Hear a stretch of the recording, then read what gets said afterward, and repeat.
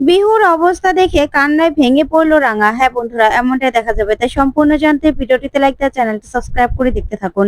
গল্পের শুরুতেই দেখা যাবে রাঙার লোকেশন অনুযায়ী পৌঁছে গেল সত্যজিৎ তার ফোর্স নিয়ে। তারপরেই দেখা যাবে গুন্ডাগুলোকে মেরে চিৎপাটাং করে দেয় সত্যজিৎ। তখন তো রাঙা ভীষণ খুশি হয়ে যায়। ওইদিকে গুন্ডাগুলো এক এক করে গুলি খেয়ে সেখানেই পড়ে যায়। তখন রাঙা সত্যজিৎকে বলে, সত্যজিৎ স্যার, ঠিক আছে সব। তারপরে সেই নকল মহিলা পুলিশকে ঠাসিয়ে চড় মারে রাঙা আর সত্যজিৎকে বলে, সত্যজিৎ স্যার, ওর ফোন নাম্বারে একটু আগে যেই নাম্বার থেকে ফোন এসেছে সেই নাম্বারটাই এই আসল অপরাধীর, যারা কিনা আমাদেরকে ধরে এনেছিল। আমাকে শেষ করবি তুই না? আমাকে শেষ করবি? কর না আমাকে শেষ। দেখ এবার তোদের আমরা কি অবস্থা করি। তখন সত্যজিৎ বলে, রাঙা এসব পরে হবে, আগে তুমি বাড়িতে চলো, তো বাড়িতে যাওয়া দরকার, বিহুর খুব জ্বর এসেছে। তখন তো রাঙা এই কথা শুনে চমকে যায়। তখন রাঙার মাও অবাক হয়ে যায়। তখন রাঙা ওর মাকে বলে, মা, তোকেও আমার সঙ্গে যেতে হবে রে, তুই আমার সঙ্গে চল। তখন রাঙার মা বলে, কি বলছিস তুই মানু, আমি তোর সঙ্গে যাব? তাহলে এই দ্বীপের কি হবে? তখন রাঙা বলে, তুই চিন্তা করিস না রে মা, এই দ্বীপে আমি পাহারার ব্যবস্থা করব। এমন পাহারা থাকবে যে একটা মাছিও গলতে পারবে না রে মা। কিন্তু তোকে আমার দরকার, তোকে যেতে হবে রে মা। তখন রাঙার মা বলে, কিন্তু মানু, এই দ্বীপে যে অনেক মহামূল্যবান সম্পদ তো লুকোনো আছে রে, সেটা কেউ জানে না। তখন রাঙা বলে, আমি সব শুনবো মা, তোর কাছ থেকে সব শুনবো। তবে আগে আমাদেরকে যেতে হবে, বিহুকে সুস্থ করে তুলতে হবে রে মা। আমার মেয়ে অসুস্থ। ওইদিকে দেখা যাবে বিহুর অনেক জ্বর। তখন ডক্টর আসে আর বলে, আচ্ছা হঠাৎ করে এরকম জ্বর আসলো কেন? তখন বিহু মা মা বলতে থাকে। তখন প্রমিতা বলে, তোমার মা চলে আসবে মা, এরকম করিস না। তারপরেই নবারুণ বলে, আচ্ছা হঠাৎ করে ডক্টর এরকম জ্বর আসলো কেন? তারপরে একলব্য বলে, ওর মা চলে আসবে ডক্টর, আপনি চিন্তা করবেন না। কিন্তু হঠাৎ করে ওর জ্বরটা কেন আসলো? তখন ডক্টর বলে, টেস্ট করাতে হবে, তাহলে বোঝা যাবে যে কেন জ্বর এসেছে।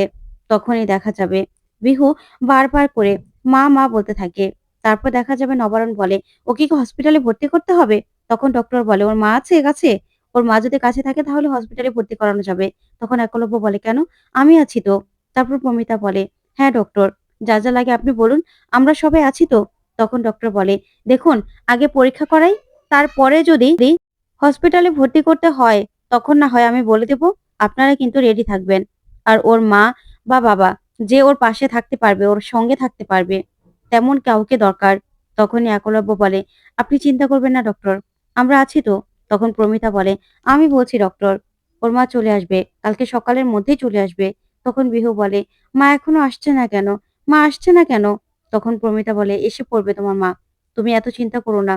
ওইদিকে দেখা যাবে আরব ঘুমাচ্ছে। তখনই আরাবের মা আসে আর এসে বলে, আরাব, তুই সারা রাত মদ খেয়ে এইভাবে ঘুমাচ্ছিস? তুই জানিস ওইদিকে অনেক সর্বনাশ হয়ে গেছে, তোর ফোনে এতগুলো ফোন আসছে, অথচ তুই ফোনটাই ধরছিস না, উঠছিস না কেন? তখন আরাব বলে, জানি মা, জানি। তখন আরাবের মা বলে, ওইদিকে তোর লোকেরা কেউ কিচ্ছু করতে পারেনি, সবাই ধরা পড়ে গেছে। রাঙামতি তার মাকে নিয়ে সেখান থেকে চলে এসেছে আর পুরো দ্বীপে পাহারা বসিয়েছে, সেখানে কেউ ঢুকতে পারবে না আরাব। তখন আরাব বলে, আমি জানি তো, রাঙামতি যখন আমাকে টেট করেছে না, তখনই আমি ভয় পেয়েছিলাম মা, ভয় পেয়েছিলাম। তাই জন্যই তো। আমি না কিচ্ছু করতে পারি না। আমি জানতাম রাঙামতিকে আমরা আটকে রাখতে পারবো না। কিন্তু এবার যে আমাকে লড়াইটা লড়তেই হবে দাদুর ওই সম্পত্তির জন্য। আমাকে আরো কত মানুষের যে বলি দিতে হবে কে জানে। তখন আরাবের মা বলে, আরাব, এখন থেকে আমাদের ভেবে চিন্তে সব কাজ করতে হবে। হুট করে কোনো ডিসিশন নেওয়া যাবে না। এবার কিন্তু লড়াইটা আরো কঠিন হয়ে গেল। বুঝতে পেরেছিস? তাই এবার কিন্তু আমাদেরকে আস্তে আস্তে যা করার ভাবনা চিন্তা করে করতে হবে। রাঙামতি ওর মাকে নিয়ে শহরে চলে এসেছে। তখন আরাব বলে, জানি মা, এবার রাঙামতির পরিবারের সঙ্গে আমার পরিবারের লড়াই হবে এই কলকাতায়। তখন তো আরাবের মা তাকিয়ে থাকে। ওইদিকে দেখা যাবে সকাল হলেই রাঙা ছুটে চলে আসে বিহুর কাছে। তখন রাঙা এসে বিহুর অবস্থা দেখে কান্না করে দেয় আর বলে, বিহু, বিহু তোর কি হয়েছে? কি হয়েছে উড়ান বাবুর? হঠাৎ করে জ্বর আসলো কি করে? তখন একলব্য বলে, টেস্ট করিয়েছি। তখন রাঙা বলে, টেস্টের রিপোর্টে কি এসেছে? তখন একলব্য বলে, কোন একটা ভাইরাসের থেকে এই জ্বরটা এসেছে, সেটাই বলছে, কোনো ঔষধে কাজ করছে না রাঙা। তখন রাঙা কাঁদতে থাকে আর বলে, বিহুমা, আমি চলে এসেছি। তখনই প্রমিতা বলে, রাঙা, বিহুকে দরকার হলে হসপিটালে ভর্তি করতে হবে রে। ঠিক তখনই রাঙার মা এসে দাঁড়ায়। তারপরেই রাঙা বলে, মা, দেখ, দেখ আমার মেয়েটার কি অবস্থা। তখন রাঙার মাকে দেখে সবাই অবাক হয়ে তাকিয়ে থাকে। ওইদিকে প্রমিতা রাঙার মাকে দেখে চিনে ফেলে আর বলে, টগরমণি বৌদি, আপনি এসেছেন?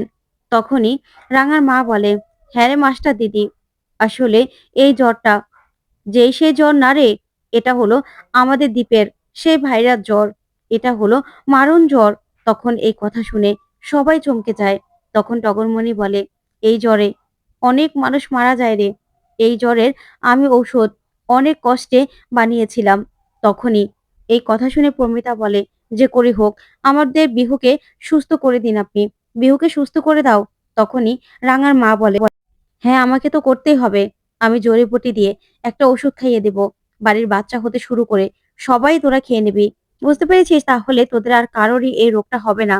শেষ পর্যন্ত কিনা আমার নাতনির এই মারণ রোগটা হলো রে, আমার নাতনির কি অবস্থা হয়েছে। তখন রাঙা কাঁদতে থাকে, ওইদিকে রাঙার মাও কাঁদতে থাকে। তখন রাঙার মা বলে, ভগবান তুই কি করলি, কি করলি এটা? তখন রাঙা বলে, মারে তুই তাড়াতাড়ি করে আমার বিহুটাকে বাঁচা, আমার বিহুটাকে বাঁচা তুই, আমার বিহুর জন্য ঔষধ বানা। তখন রাঙার মা বলে, হ্যাঁ আমি ওষুধ বানাচ্ছি, তুই চিন্তা করিস না, আমার যা যা লাগবে আমি বলছি। তারপরে দেখা যাবে রাঙার মা ওষুধ বানাতে থাকে। তখন পাঞ্চেরি আরো কতগুলো গাছের ছাল নিয়ে আসে। তখন রাঙার মা বলে, যে ওষুধগুলো দিয়েছিলাম বাচ্চাদের খাইয়ে দিয়েছিস? তখন পাঞ্চেরি বলে, আমি তো জুমকে খাইয়ে দিয়েছি, বোম তো স্কুলে। তখন সার্থকী বলে, ও না হয় এসে খেয়ে নেবে। তখন রাঙার মা বলে, শোন তোরা ভয় পাস না, বাচ্চাদের তো আর কারো তো এবারে জ্বর আসেনি বিহু ছাড়া, তাই সবাইকে তো আমি খাইয়ে দিচ্ছি আগে আগেই, যাতে কারো কোনো আর ক্ষতি না হয়। তারপর দেখা যাবে ওষুধ বানাতে থাকে। ওইদিকে বিহুর জ্বরটা আরো বাড়তে থাকে। তখন বিহু নিজের মনে থেকেই জ্বরে বিড়বিড় করে আর বলে, আমি আকাশে উড়বো, আকাশে উড়ে তীর ধনুক চালাবো মায়ের মতো, আমিও চ্যাম্পিয়ন হব, তীর চালাবো আমি। তখন রাঙা বলে, কেন রে মা, তুই কেন আকাশে উড়বি? আমরা আছি তো, আমরা এখানে আছি, তুই চিন্তা করিস না বিহুমা, তোর কি শরীরটা আরো বেশি খারাপ লাগছে? তখনই বিন্দা সেখানে আসে আর এসেই বলে, রাঙা, তোর মেয়ের কি অবস্থা রে? আচ্ছা, এই রোগটা কি আবার ছোঁয়াছুঁই নাকি? তাহলে তো এই ঘরে আসা যাবে না, তাহলে আবার যদি আমাদের হয়ে যায়? কি বলিস তুই, এই রোগটা কি ছোঁয়াছুঁই নাকি? ওই দ্বীপ থেকে তো আবার তোরা নিয়ে এসেছিস। তখনই রাঙা বলে, কিরে বড় বৌদি, তুই এখানে? শোন, মিসাইলটাতে যেই জীবাণুটা ছিল সেই জীবাণুর জন্যই ওর এই রোগটা হয়েছে, বুঝতে পেরেছিস? মিসাইলটা তো আমি কম্পাসকে নিয়ে নষ্ট করে দিয়েছিলাম। তখন বিন্দা বলে, তাই নাকি? তখন রাঙা বলে, হ্যাঁ, কিন্তু তোকে এই বাড়ি থেকে বেরোতে না করেনি সত্যজিৎ স্যার? তখন বিন্দা বলে, কেন, আমাকে কেন না করবে? তখন রাঙা বলে, শোন, তোকে কেন না করবে তুই জানিস না? আমরা সবাই জানি যে মিসাইল অ্যাটাকের পিছনে তোর হাত রয়েছে, তুই এসব কিছুর পিছনে তুই রয়েছিস, তোর সঙ্গে সেই লোকগুলোরও হাত আছে, তাই তোকে তো আমি ছাড়বো না। তখন বিন্দা বলে, শোন রাঙা, তোর কি মনে হয় আমি যদি কোনো কিছু করতাম তাহলে কি আমাকে সত্যজিৎ ছেড়ে দিত নাকি? ছেড়ে দিত না তো, কোনো প্রমাণ পাইনি তাই আমাকে ছেড়ে দিয়েছে।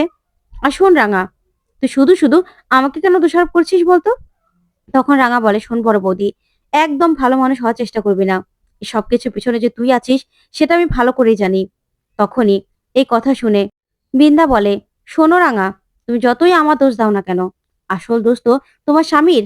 কি দরকার ছিল একলব্যর ওদেরকে নিয়ে ঘুরতে যাওয়ার? তাই তো সেই প্ল্যান ক্রাশ করেই দ্বীপে গিয়ে পড়েছিল। দ্বীপে যদি তোমার মেয়ে না যেত তাহলে কি আর তোর মেয়ের আজকে এরকম জ্বর হতো? তুই একলব্যকে ধর না। তখন একলব্য বলে, বড় বৌদি, মুখ সামলে কথা বলবে, আমি কি বাচ্চাদেরকে ওই দ্বীপে ফেলে দিয়েছিলাম নাকি? তখন বিন্দা বলে, শোনো, রাঙা তো তোমাকে বারণ করেছিল, তুমি কি শুনেছিলে? শোনোনি তো, তুমি যদি রাঙার কথা শুনতে তাহলে আর এই দিনটা আসতো না, তোমার মেয়েটা এরকম ভাবে অসুস্থ হতো না।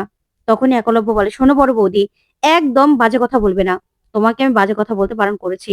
তখন রাঙা বলে, শোন বড় বৌদি, তুই যতই তীর্থ উড়ানবাবুর দিকে ঘুরানোর চেষ্টা করিস না কেন, আমি জানি এই সব কিছুর পিছনে তুই আছিস। একবার শুধু আমার মেয়েটা সুস্থ হয়ে যাক, তারপরে না, দেখ, আমার তীরের ডগায় পড়ে তুই সব সত্যি স্বীকার করতে বাধ্য হবি। কোন লোকটা আমাকে ফোন করে ঠেট করছে, কে এই সম্পদের জন্য আমার মাকে ধরে নেওয়ার চেষ্টা করছে, এই সব কিছু তুই কি করে জড়িত, সবকিছু তোকে বলতে হবে।